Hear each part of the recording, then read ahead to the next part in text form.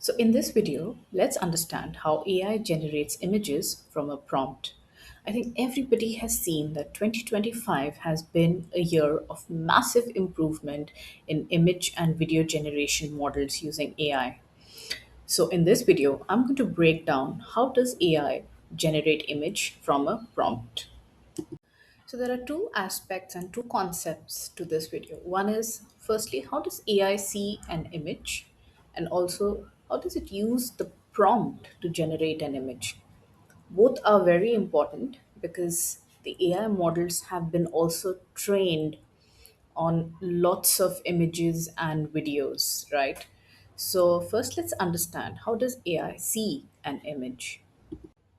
So, before we understand how AI interprets an image, let's understand how humans see an image.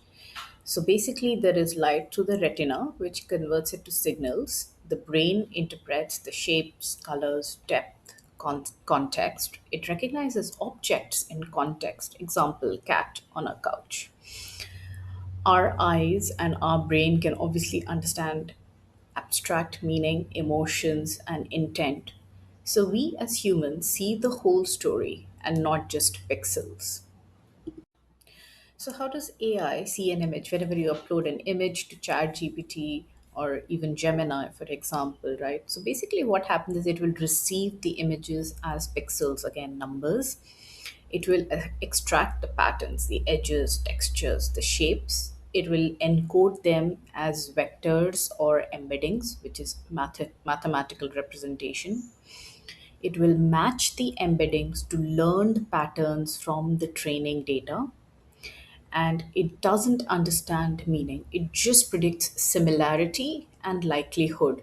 So AI will see the pattern, not the story. And in very simple terms, if you had to compare, humans interpret whereas AI detects patterns. Both see the same image but in different ways.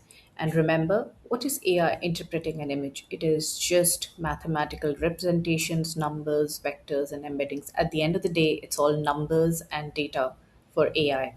It's not like the human eye, which perceives it in a different way.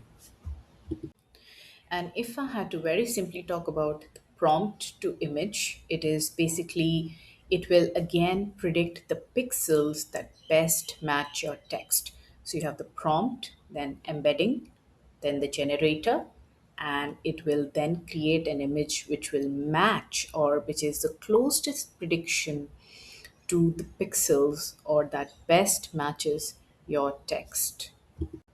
So, here I also want to talk about a video which I had done previously, in which I talk and explain about how the LLM is predicting the next word.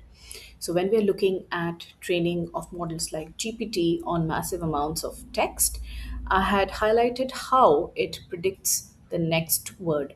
In very similar terms, when we look at image generation, its job is to predict the next best pixels that will probably match what you have written. So, again, the exact process is your prompt in natural language. Again, break down the text into tokens, convert them into numerical representations called embeddings, and then the embeddings will capture the meaning, not the grammar. To understand this deeply, we will also take a very specific example of a woman reading a book on a beach at sunset. Well, basically, during the training process, the linking that you see was learned. For example, sunset on a beach, into the same embedding space via models like Clip. So AI knows what kind of image your text refers to.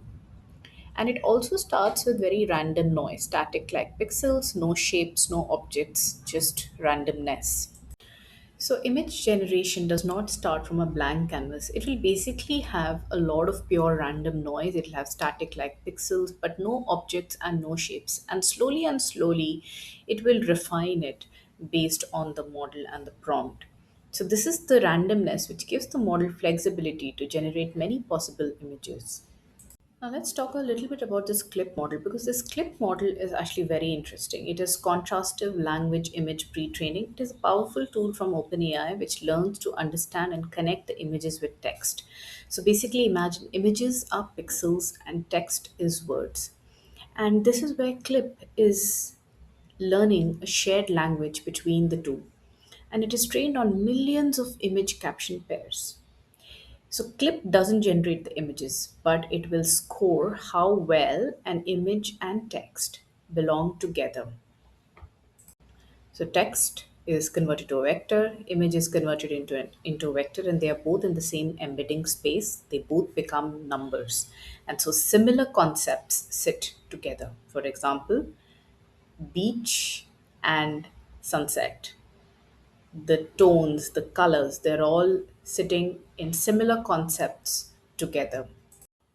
So your prompt is encoded using the clip. The image generator will create the image. The clip will check whether the image matches the prompt or not. And the generator will keep adjusting till it does. It has to be a very close match to the prompt. And then diffusion is removing the noise step by step, which means whatever images have been created at the start, it will start refining it, it will start removing the noise, and it will keep refining. And at every step, it will keep checking whether this matches the text embedding or not. It has to be a very close match to the text embedding. And so, with each step, there will be refinements. For example, the beach will have the sand colors, the horizon line. The sunset will have a warm orange lighting and a tinge. The woman reading will be a human shape plus a book like rectangle. So, again, AI is not recalling a photo, it is predicting which pixels will usually appear together. And then again, refinement and style and the final steps. The details will sharpen the face, the textures, the lighting, and also the style. If you've given it a style, say cinematic, anime, oil painting type, because it has been trained again on these style prompts, it will then start to add these final touches to your image. And so as the noise disappears, there you have your final result of the image. And of course, you're back to the limitations. Now, of course, the image in models are obviously not perfect. And again, the whole issue is because it predicts and it doesn't know the objects and it just matches the pattern. So, bias and hallucinations can appear in Imagen, which is very common. As you can see, it was a very generic prompt, and it has again given me the image of a white person sitting on the beach by default. So again, this is a classic example of bias. And models like Midjourney, Dolly, Stable have significantly improved at anatomy, text, and object consistency. And talking about improvements, if you remember at the start when it would generate images of human hands, it would have six fingers instead of five. But in 2025, we saw that the models have become so much better, and probably you're not seeing this issue of the six fingers again. So again, one of the biggest reasons is scale and the quality of data. Now models can do trillions of parameters versus billions, right? They are now trained on diverse, high-res images and videos, better curation, so fewer errors and more realistic outputs. Models like Clip and the diffusion models, and even having the human feedback in the loop has significantly improved these models.